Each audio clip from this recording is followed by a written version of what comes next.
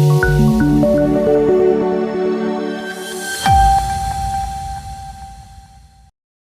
નગરપાલિકાને પૂરની પરિસ્થિતિમાં બચાવ કામગીરી માટે રેસ્ક્યુ રોબોટ આપવામાં આવ્યો।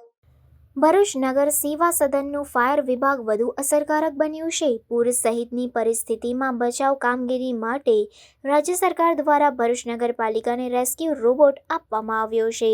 ભરૂચ નગર સેવા સદનનું ફાયર વિભાગ વધુ આધુનિક બન્યું છે।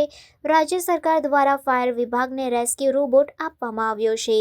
નર્મદા નદીમાં આવતા પૂર સહિતની પરિસ્થિતિમાં રેસ્ક્યુ રોબોટ પ્રાણરક્ષક બનશે।